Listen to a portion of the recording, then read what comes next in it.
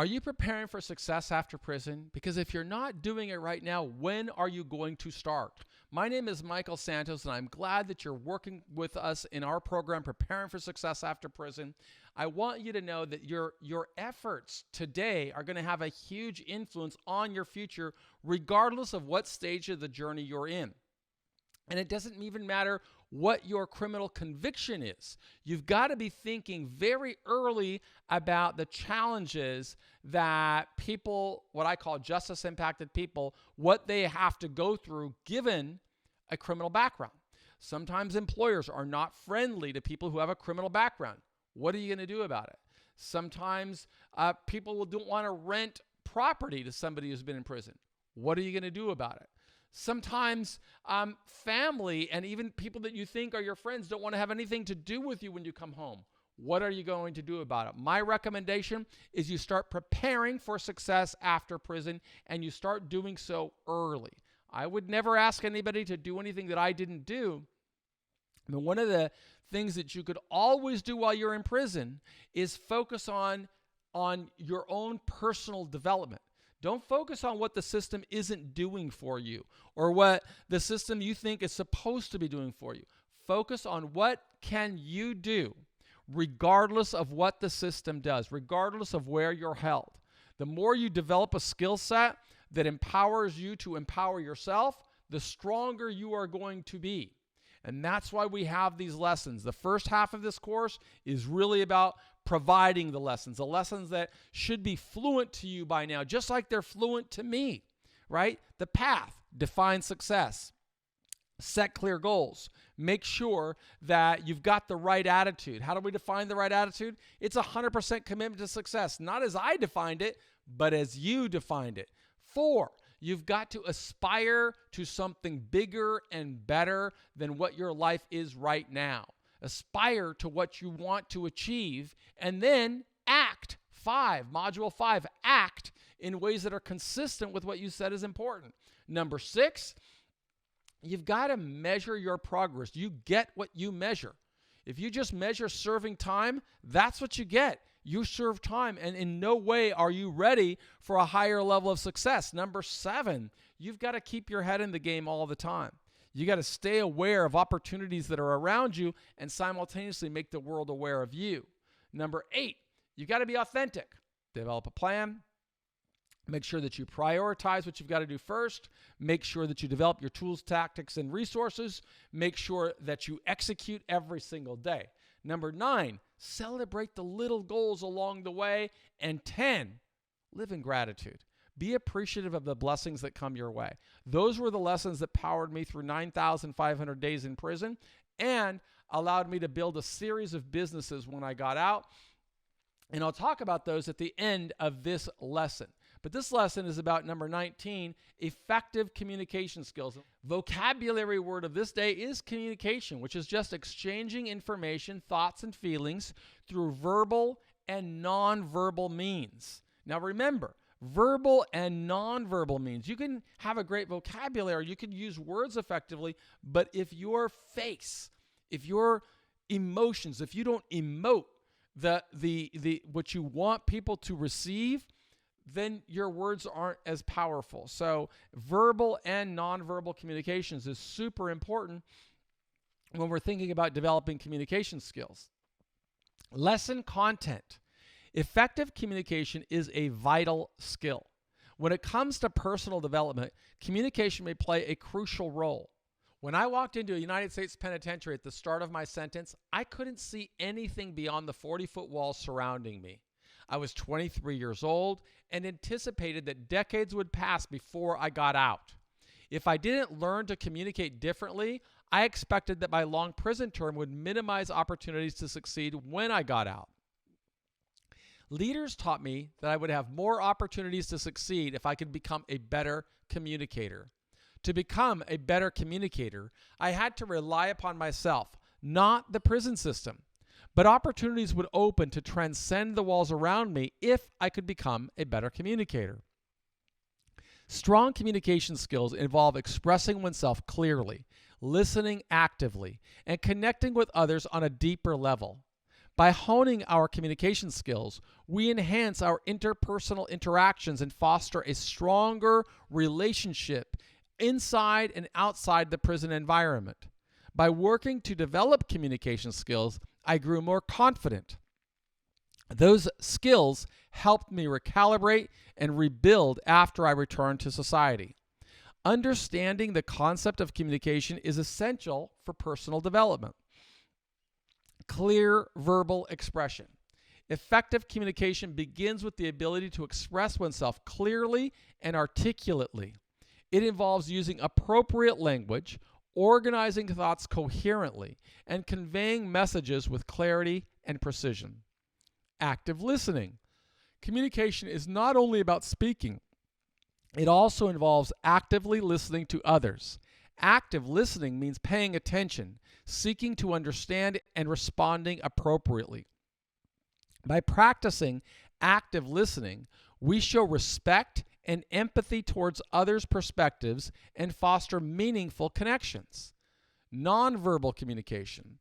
Nonverbal cues such as body language, facial expressions, and gestures are an integral part of effective communication. Being aware and using nonverbal signals effectively can enhance the understanding and impact of our messages. Empathy and understanding. Communication is not just about transmitting information. It is about connecting with others on an emotional level. Empathy and understanding enable us to recognize and validate others' feelings, creating a sense of trust and rapport.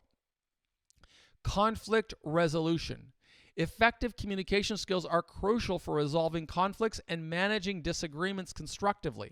By employing listening skills, respectful dialogue, and problem-solving strategies, we can navigate conflicts in a productive and peaceful manner.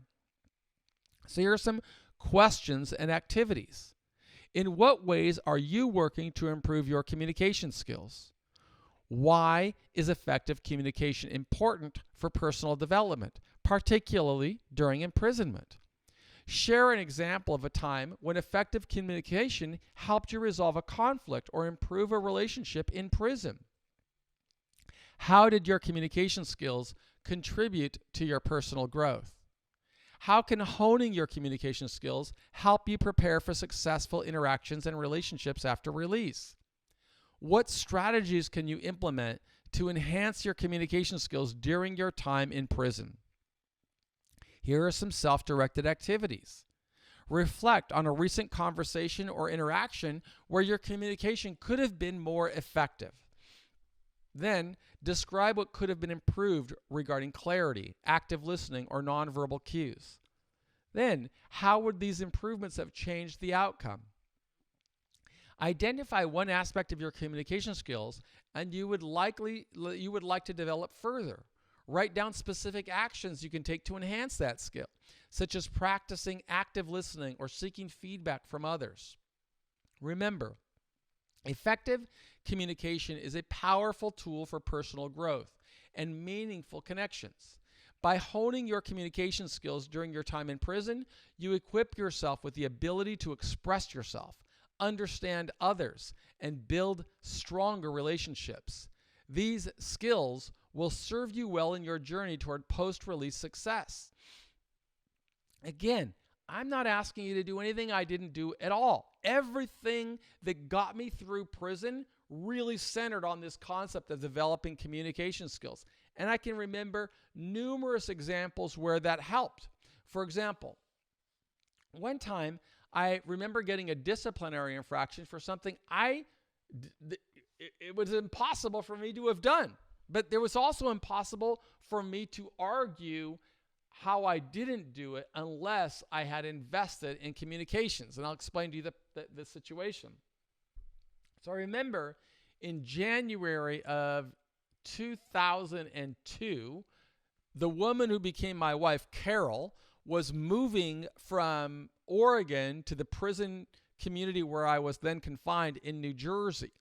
And when she came, she called the unit manager of the prison, left a voicemail, and the unit manager called her back. So there was a record of a phone call from the unit manager to Carol, her personal cell, on the Bureau of Prisons phone records. Fast forward a month and a half, and all of a sudden I get called to the lieutenant's office. Now, there's never a good reason to be called to the lieutenant's office. When you go called to the lieutenant's office, that's the security element of the prison, and this generally means that you've gotten a disciplinary infraction. So when I went there, they told me that I was being charged with an infraction. I said, well, what's the infraction?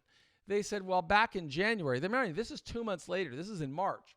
Said back in January, we showed that you broke into the prison's communication center, tapped into the phone line, and made a call to Carol, your wife. And I was just flabbergasted. I said, what are you talking about?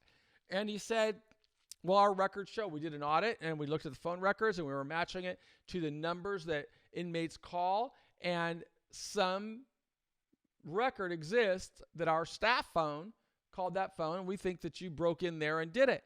And I mean, that was just like preposterous. It'd be like saying 2 months ago I broke out of prison and went to another city, and then I got back in time, and I have to say, prove them that I didn't do it, because that's what they were asking me to prove, that I didn't do it.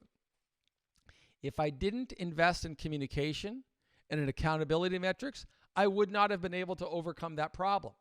But because I journaled and memorialized my progress every single day, I could show my journal. And that's what I had to do, is I had to go back to the day that they told me I broke into the housing unit. And on that journal, I had it recorded that Carol had called the unit manager. Now I have the name of the unit manager. I had to find the unit manager and get him to recall. He did, and that was the only way I was able to avoid that disciplinary infraction.